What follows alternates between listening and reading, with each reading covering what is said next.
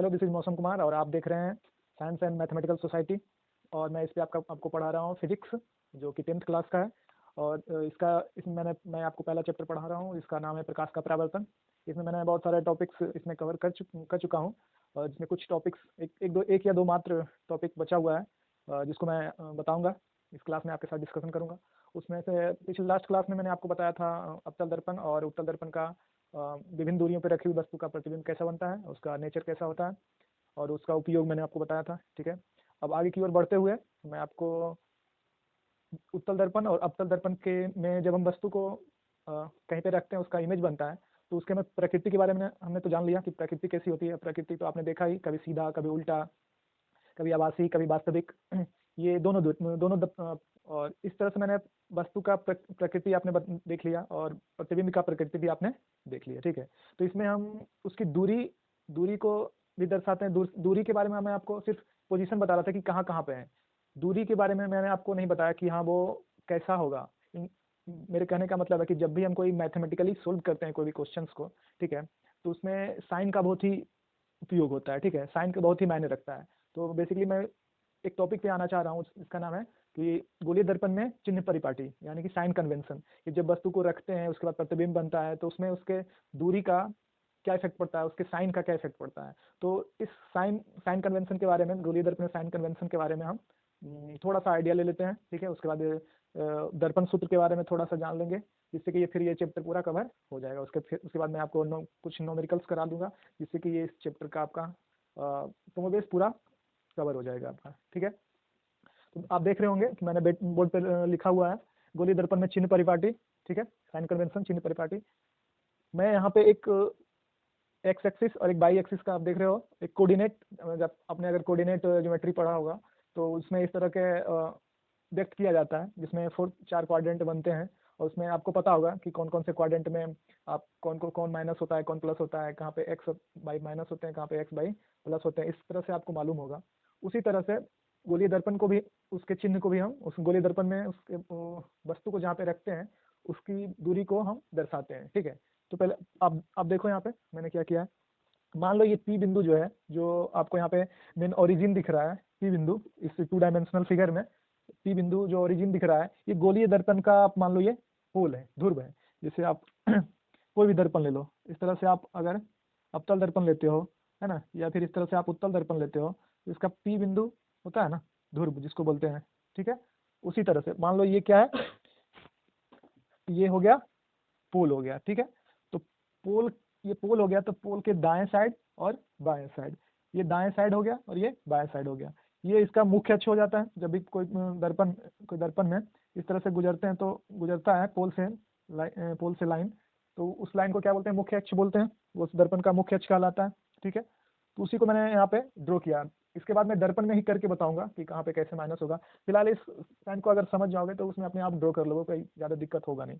ठीक है, तो ये पोल हो गया, पोल के दाईं ओर एक्स डैश तक और ये एक्स तक है बाईं ओर। ठीक है, तो यानी एक्स और एक्स डैश डैश आपका क्या हो गया, मुख्य अक्ष हो गया, जो कि पी से गुजरता है, यानी ओरिजिन से गुजरता है।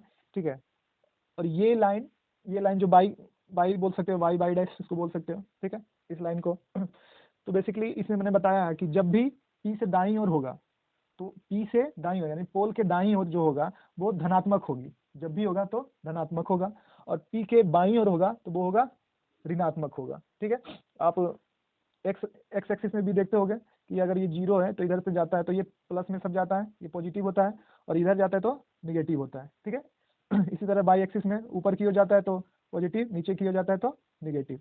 ये होता है कोऑर्डिनेट कन्वेंशन में। ठीक है, जिसे निर्देशांक ज्यामिति बोलते हैं, उसमें आपने देखा होगा। उसी तरह इसमें भी आप देख लो। ठीक है, ये ऊपर की ओर, मुख्य अक्ष के ऊपर की ओर दूरियां जब भी हम नापेंगे गोलीय दर्पण में, वो धनात्मक होगा। मुख्य अक्ष के नीचे की ओर जब भी दूरी हम मापेंगे तो वो ऋणात्मक होगा। ठीक है, और आपतित किरण की दिशा ये होती है हमेशा, जब भी कोई लेते हैं अवतल दर्पण या उत्तल दर्पण, तो हमेशा मैं आपको दिखाता हूँ कि इधर से आपतित किरणें आ रही है, तो ये आपतित किरण की दिशा होगी हमेशा की ओर, है ना। ये इस तरह से होती है। तो बस मैं एक कोऑर्डिनेट 2 डायमेंशनल फिगर में करके दिखाया है। ठीक है, आप इसको स्क्रीनशॉट लेके रख सकते हो। जब मैं आपको बताऊंगा अवतल दर्पण और उत्तल दर्पण में कहाँ से कौन सी वस्तु रखेंगे तो किसका साइन क्या लिखेंगे, ठीक है, वो मैं बताऊंगा। फिलहाल आप ये ले सकते हो स्क्रीनशॉट, ठीक है। अब मैं इसको मिटा देता हूँ, अब डायरेक्ट आपको दर्पण पे दिखाता हूँ, दोनों दोनों दर्पण के केस में, अवतल दर्पण के केस में और उत्तल दर्पण के केस में। ये रहा आपका अवतल दर्पण, बाहर की ओर कलर किया हुआ, ये अवतल दर्पण है।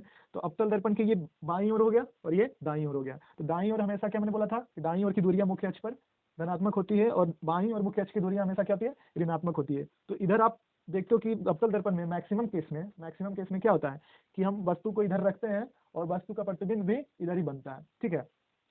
तो इधर कहीं पे भी, इधर कहीं पे भी, ठीक है, इधर कहीं पे भी बनेगा तो उसका दूरी हमेशा क्या होगा, माइनस में साइन लेंगे, ठीक है। तो फिलहाल हम उसको वस्तु जब रखेंगे तो वो बाद में देखेंगे। फिलहाल आप देख रहे हो कि अवतल दर्पण में इसका फोकल लेंथ और इसकी वक्रता त्रिज्या दोनों इसके बाईं ओर है। तो ये यहाँ से एक बात ये निकल गई कि अवतल दर्पण में फोकल लेंथ नहीं, फोकस दूरी हमेशा माइनस में होती है। यानी जब भी कुछ लेंगे, अगर -5 सेंटीमीटर है तो माइनस जो भी हो 1 सेंटीमीटर कुछ भी तो उसको माइनस में लेंगे, ठीक है। ये वक्रता त्रिज्या भी क्या होगा अवतल दर्पण में, वक्रता त्रिज्या भी क्या होती है, माइनस में, माइनस आर डिस्टेंस, ठीक है, माइनस एफ लिख सकते हो इसको, या माइनस। तो ये मैं यहाँ पे सिर्फ इसीलिए बताया था, बताने का पर्पस ये था कि अवतल दर्पण में हमेशा फोकल लेंथ और वक्रता त्रिज्या माइनस में होता है, ठीक है, क्योंकि ये पोल के बाईं ओर है। मैंने आपको भी कुछ देर पहले बताया था कि पोल के बाईं ओर हमेशा चीजें क्या होगी, ऋणात्मक, ठीक है। और प्रतिबिंब बनेगा तो प्रतिबिंब हमेशा इधर ही बनता है, एक सिर्फ एक केस में जब हम वस्तु को फोकस और पी के बीच में रखते थे, इसका आभासी प्रतिबिंब इधर कहीं बनता है ना। तो इधर से जब दूरी आप लोगे तो इधर की दूरी आप क्या लोगे, धनात्मक, ठीक है। ये चीजें थोड़ा थोड़ा अभी देख लो, उसका जब मैं क्वेश्चन करवाऊंगा तो और चीजें क्लियर हो जाएगा, ठीक है। ये हो गया किसके केस में, अवतल दर्पण के केस में, ठीक है। और उत्तल दर्पण के केस में क्या होता है, उत्तल दर्पण के केस में ये रहा आपका उत्तल दर्पण, ठीक है। और हम इधर कहीं वस्तु को रखते हैं, ठीक है, वस्तु को रखते हैं इस तरह से, और इधर परावर्तित होता है, इसका इंसिडेंट आपतित किरण इससे आती है और इससे परावर्तित हो जाती है। इसका हमेशा इधर होता है, उत्तल दर्पण का फोकस लेंथ इधर होता है, वक्रता त्रिज्या इधर होता है, ठीक है। तो ये पी हो जाएगा इसका उत्तल दर्पण का। तो उत्तल दर्पण के दाईं ओर है, ये दाईं ओर हो गया, मतलब सॉरी ये पोल के दाईं ओर हो गया। दाईं ओर मैंने अभी क्या बताया था कि दाईं ओर सारी दूरियां क्या हो जाती है, धनात्मक हो जाती है, यानी पॉजिटिव हो जाएगा, ठीक है। तो ये यहाँ से यहाँ की दूरी, एफ की दूरी क्या हो जाएगा, एफ की दूरी हमेशा पॉजिटिव में, और सी की भी दूरी हमेशा पॉजिटिव में। ये किसमें, उत्तल दर्पण के केस में, ठीक है। उत्तल दर्पण के केस में एफ और सी पॉजिटिव, और अवतल दर्पण के केस में, अवतल दर्पण के केस में एफ और सी क्या हो जाता है, निगेटिव में लेते हैं, है ना।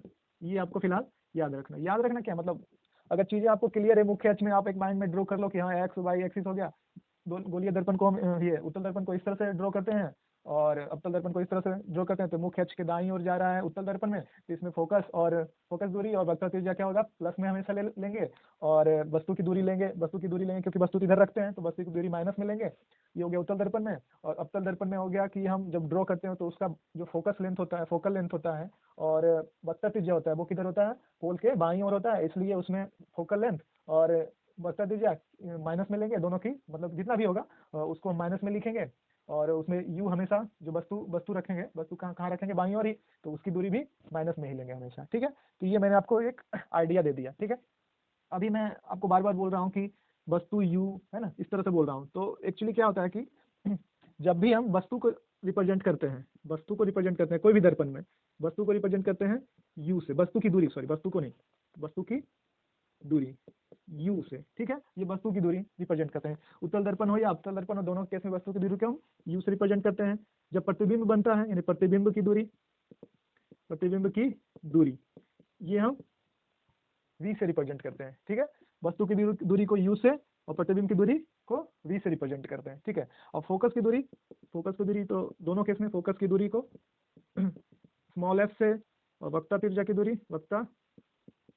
की दूरी ये सारी दूरी को रिप्रेजेंट कर रहा है, उसको सी से, ठीक है। ये सारी चीजें हैं, नहीं सर, हाँ सी से रिप्रेजेंट करते हैं, ठीक है। इसको हम क्या बोल सकते हैं, 2F भी बोलते हैं और आर भी बोलते हैं, ये त्रिज्या हो जाता है, उसको ऐसे रिप्रेजेंट करते हैं उसको सी से, ठीक है। आर हो जाता है बेसिकली इस तरह से, ठीक है। और इसमें क्या बताने लायक है, हाँ एक है, इसमें एक दर्पण सूत्र होता है, ठीक है। ये आपको हटा देते हैं। अवतल दर्पण हो या फिर उत्तल दर्पण हो, दोनों केस में एक फॉर्मूला होता है दर्पण सूत्र से हम जिसको जानते हैं, ठीक है। वो फॉर्मूला होता है दर्पण सूत्र, दर्पण सूत्र बोलते हैं उसको। वो होता है 1/v बटा 1/u इक्वल टू 1/f। ये होता है क्या उसका दर्पण फॉर्मूला, ठीक है। ये दर्पण फॉर्मूला बोलते हैं, इसको दर्पण सूत्र बोलते हैं, दर्पण मिरर फॉर्मूला बोलते हैं, ठीक है। v जहाँ पे क्या हो गया प्रतिबिंब की दूरी, प्रतिबिंब की दूरी, और u क्या हो गया वस्तु की दूरी, वस्तु की दूरी, और f क्या हो गया फोकस दूरी, ठीक है। ये दर्पण सूत्र में प्रतिबिंब की दूरी v, u हो गया वस्तु की दूरी, f हो गया फोकस दूरी। दर्पण सूत्र लिखने का मतलब हुआ कि दोनों दर्पण के लिए है ये, अवतल दर्पण के लिए भी और उत्तल दर्पण के लिए भी, ठीक है। हाँ ठीक है। अब इसके बाद एक और टॉपिक है आवर्धन करके, ठीक है। आवर्धन जो मैग्निफिकेशन को रिप्रेजेंट करता है, तो जिसमें हम वस्तु के साइज को बताते हैं, मतलब वस्तु की ऊंचाई कितना है और इमेज का ऊंचाई कितना है उसके बारे में बताते हैं, वो रेशियो बताता है। एक्चुअली आवर्धन क्या होता है प्रतिबिंब की ऊंचाई बटा वस्तु की ऊंचाई, ठीक है, मतलब कि दोनों का रेशियो बताता है, ठीक है। उसको मैं एक थोड़ा सा ड्रॉ कर लेता हूँ, ठीक है, उसके बाद मैं आपको उसको बताता हूँ। हाँ तो मैं आपको बता रहा था कि आवर्धन के बारे में, ठीक है। मैं चिन्ह परिपाटी आपको पूरा बता चुका हूँ, ठीक है। आवर्धन के बारे में बता रहा था कि आवर्धन क्या होता है, मैग्निफिकेशन क्या होता है। मैंने आपको बताया था कि मैग्निफिकेशन जो होता है प्रतिबिंब की ऊंचाई और वस्तु की ऊंचाई के अनुपात को मैग्निफिकेशन कहते हैं, ठीक है। इन जनरली वही कहते हैं, और इसको डिटेल से थोड़ा सा हम देखते हैं। और ये जो मैंने आपको बताया दोनों का रेशियो, ये दोनों दर्पण के केस में हो सकता है, क्योंकि दर्पण इमेज तो दोनों दर्पण के केस में बनता है, ठीक है। अवतल दर्पण के केस में भी और उत्तल दर्पण के केस में भी। तो एक एग्जाम्पल के रूप में मैंने इसमें कुछ प्रूफ करके दिखाया, कुछ डिटेल से देख लेते हैं कि इसमें हाँ, और प्रतिबिंब की ऊंचाई और वस्तु की ऊंचाई, उसका रेशियो तो होता ही है मैग्निफिकेशन का, आवर्धन का। और वस्तु की ऊंचाई, ये जो वस्तु की प्रतिबिंब की दूरी है और वस्तु की दूरी है, उसके रेशियो को भी मैग्निफिकेशन कहते हैं। वो रेशियो जो मैग्निफिकेशन ये प्रतिबिंब की ऊंचाई और वस्तु की ऊंचाई का है, वही रेशियो होगा प्रतिबिंब की दूरी बटा किसका दूरी, वस्तु की दूरी। वही चीजें मैं इसमें समझाया हूँ कि कैसे दोनों का रेशियो सेम होता है। अब देखो, एक मैंने अवतल दर्पण ले लिया, ठीक है। अवतल दर्पण में मैं एक वस्तु लिया हूँ ए बी, ठीक है। ए बी वस्तु को मैं रखा हूँ कहाँ पे, अब देख लो, ये मानते हैं सेंटर, ये फोकस और सी के बीच में रखा है मैंने, यानी फोकस और वक्ता त्रिज्या के बीच में रखा है। तो इसका प्रतिबिंब कहाँ पे बनेगा, वक्ता त्रिज्या और अनंत के बीच में कहीं पे बनेगा, उसको मैंने ड्रॉ करके बनाया है, ठीक है। अब इसमें अब देख लो मैंने क्या क्या ड्रॉ किया है, ठीक है। ए बी हो गया, मेन वस्तु हो गया, इसका हाइट h है, ठीक है। और इसकी दूरी जो है पोल से u दूरी है, यानी u क्या हो गया इसकी वस्तु की दूरी हो गई, ठीक है। f हो गया इसका फोकल लेंथ हो गया, ठीक है। ये हो गया वस्तु के बारे में। वस्तु से किरणें आ रही है, आपतित किरणें हैं, और आपतित किरणें परावर्तित होने के बाद यहाँ पे मिल रही है। वस्तु के बारे में इंफॉर्मेशन हो गया कि इसका हाइट h है, इसकी दूरी क्या है u। मेन दो चीजें आपको ध्यान रखनी है, ए बी जो वस्तु है ऑब्जेक्ट जिसका हाइट h है और वस्तु की दूरी u है, ठीक है। ये कौन सा दर्पण है, अवतल दर्पण है। अवतल दर्पण के कौन से साइड बनता है, मतलब वस्तु को कहाँ पे रखते हैं अवतल दर्पण के बाईं ओर सारी वस्तु को रखते हैं, ठीक है। क्योंकि इधर से ही किरणें आएगी और इस पे टकरा कर परावर्तित होकर लौटेगी, ठीक है। ये चीजें हो गई। और ये वस्तु वस्तु यहाँ वस्तु के बारे में जब हम वस्तु के बारे में ड्रॉ किया, उसके बाद फिर ये प्रतिबिंब बना यहाँ पे। अब प्रतिबिंब के बारे में देखते हैं। ये प्रतिबिंब की हाइट हो गई ये, ठीक है, जिसको हम एच डैश से डिनोट किए हैं। और ये यहाँ पे बना है किसके किसके बीच में, वक्ता के अंदर अनंत के बीच में। तो इसकी दूरी कितनी है, इसकी दूरी को मैंने v से डिनोट किया है। दूरी कहाँ से हमेशा लेंगे, p से लेंगे, नहीं पोल से कितनी दूरी पर वस्तु का इमेज बना है, ठीक है। तो ये हो गया v, ठीक है। और u हो गया वस्तु की दूरी, और b क्या हो गया प्रतिबिंब की दूरी, h क्या हो गया वस्तु का ऊंचाई, और h डैश क्या हो गया प्रतिबिंब की ऊंचाई, ठीक है। ये चीजें क्लियर हो गई। अब देखो मैं आपको अभी बताया था कि प्रतिबिंब की ऊंचाई और वस्तु की ऊंचाई को ही क्या कहते हैं, आवर्धन करते हैं। इंग्लिश में इसको बोलते हैं मैग्निफिकेशन, इसलिए हम इसको m से डिनोट करते हैं। तो m इक्वल टू क्या लिखा है मैंने, प्रतिबिंब की ऊंचाई बटा वस्तु की ऊंचाई। प्रतिबिंब की ऊंचाई मैंने क्या लिया था h डैश, तो h डैश बटा h, ठीक है। यहाँ तक कोई दिक्कत नहीं है। अब यहाँ पे आप देखो त्रिभुज ए पी बी और ए डैश पी बी डैश समरूप है। पहले ये त्रिभुज कहाँ पे है और ये त्रिभुज कहाँ पे, ये देखते हैं, और फिर ये समरूप कैसे है ये देखते हैं, ठीक है। त्रिभुज ए पी बी, देखो ए पी बी एक त्रिभुज बन रहा है, ठीक है। और दूसरा त्रिभुज ए डैश पी बी डैश, कहाँ गया, ए डैश पी बी डैश, ये वाला त्रिभुज, यानी ये वस्तु के लेकर के एक त्रिभुज बनाया है और एक प्रतिबिंब को लेकर के एक त्रिभुज बना रहा है। दोनों आई एंगल यहाँ पे बना रहा है और आर एंगल यहाँ पे बना रहा है। तो आई और आर क्या होगा, दोनों इक्वल ही होता है, आपतन कोण परावर्तन कोण के इक्वल होता है। तो ये कोण तो इक्वल हो गया, ठीक है। ये वस्तु को हम जब रखते हैं तो यहाँ पे ये 90 डिग्री बनाता है, यहाँ पे भी 90 डिग्री बनाता है, यानी दो कोण तो इसका क्या हो गया, बराबर हो गया। तो ये कैसा त्रिभुज हो जाएगा, समरूप त्रिभुज। ये दोनों त्रिभुज कैसा क्या हो जाएगा, समरूप हो जाएगा, जिसे हम सिमिलर भी बोलते हैं। ठीक है, तो जब समरूप के केस में क्या होता है, जो उसका रेशियो क्या होता है, बराबर होता है। मतलब उसको हम इस तरह से व्यक्त करते हैं, देखो कैसे, A dash B dash by A B, ये इसका, इस त्रिभुज का ये वाला भुजा किसके, इसके रेशियो, मतलब समरूप त्रिभुज में दो त्रिभुज, जब जब भी दो त्रिभुज समरूप होता है, सिमिलर होता है, उसका उसके भुजा का रेशियो बराबर होता है, उसके भुजाओं का रेशियो क्या होता है, बराबर होता है। वही मैंने यहाँ पे व्यक्त किया है। तो कौन कौन से भुजा, अगर हम ये त्रिभुज ले रहे हैं ए बी पी में, इस त्रिभुज में ए बी भुजा ले रहे हैं, तो इस त्रिभुज की बात करें तो, यानी ए डैश बी डैश पी, इस त्रिभुज की बात कर रहे हैं, तो अगर हम इसका ए बी भुजा लेंगे तो इसका कौन सा भुजा लेंगे, इसका ए डैश बी डैश भुजा लेंगे। ठीक है, क्योंकि ये दोनों त्रिभुज क्या है, समरूप है, और समरूप में क्या होता है कि दोनों भुजाओं का रेशियो, मतलब इसकी भुजाओं का रेशियो आपस में क्या हो जाता है, बराबर हो जाता है। तो यही लिखा मैंने, ए डैश बी डैश बटा A B, A dash B dash बटा ए बी, एक भुजा के बारे में ले लिया। और दूसरा भुजा कौन लिया मैंने, पी बी डैश, कहाँ गया, पी बी डैश इस बड़े त्रिभुज का है, बड़ा त्रिभुज जो है पी बी डैश, और इस छोटे त्रिभुज का पी बी।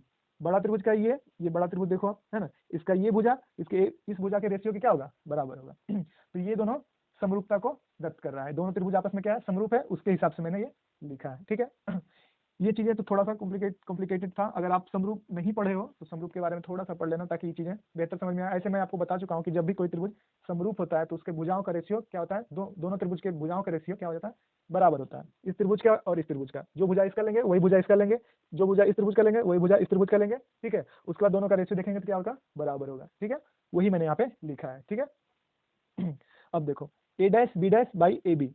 अब ए डैश बी डैश क्या है, ए डैश और बी डैश ये प्रतिबिंब है। ठीक है, तो प्रतिबिंब को हम क्या, प्रतिबिंब की ऊंचाई है, इसको क्या लिख सकते हैं हम, ए डैश बी डैश को क्या लिख सकते हैं, एच डैश लिख सकते हैं, क्योंकि प्रतिबिंब की ऊंचाई है। और यहाँ पे देखो मैंने लिखा है माइनस एच।